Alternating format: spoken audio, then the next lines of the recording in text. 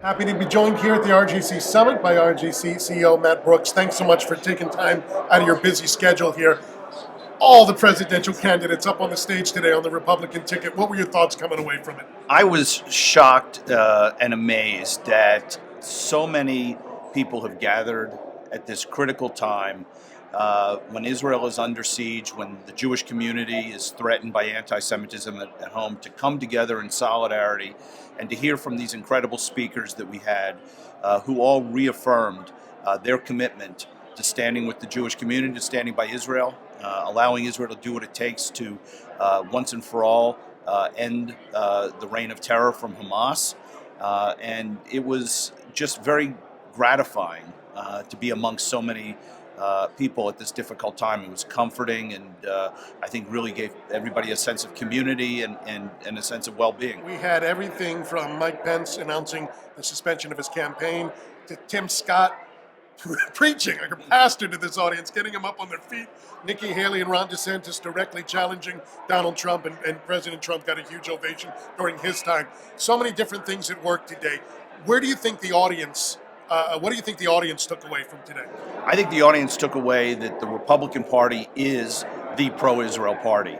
I think it cannot in any way think that there could be a similar thing on the Democratic side, which would have the universal support, the intensity and the passion of support for Israel and solidarity with the Jewish community as they saw here today. And it stands in stark contrast. You know, one of the things I often talk about is any Republican can go to any Republican event anywhere in the country, Nebraska, Iowa, not just in Las Vegas, but in South Dakota, North Dakota, and stand up at a Republican event and say, I stand with Israel, and it's an automatic applause line. You can't do that on the Democratic side. You stand up at a Democratic event, and you say, I stand with Israel, you'll be booed off the stage.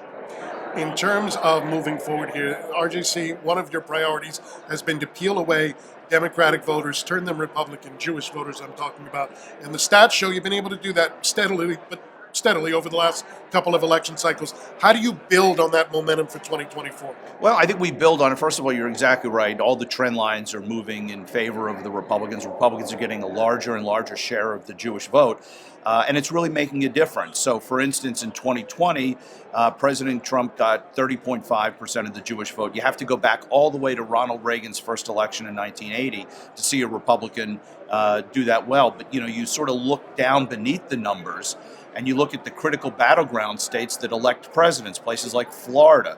He got 43% of the Jewish vote in Florida, almost 50%, almost equal, Democrat and Republicans among Jewish voters. Nobody would have ever thought that they would see that. The same thing in Georgia. We literally got, according to the national exit polls, we literally got 50% of the Jewish vote for President Trump in Georgia. And those are the states that decide elections. And so we're extremely encouraged, and we're going to continue to work to peel away support from the Democrats. And my hope at some point, it may not be this election cycle, it may not be the next one, but sometime in the near future, I hope we'll flip it, and I hope we'll get a majority of the Jewish vote as opposed to the Democrats. There are PACs and super PACs and committees working around the clock on all these campaigns. The RJC, in terms of your resources, in terms of your financial contributions, at what point do you start to get involved in the election cycle? What point do you start to identify races where you can make a difference? So we're starting to do the targeting process right now as it relates to the House and Senate. There's no question that as these races develop, you know, the key Senate races that are going to decide hopefully the majority in favor of the Republicans in the 2024 election, and the races that are going to help us expand our majorities in the House, we will play actively in those to help build on those races.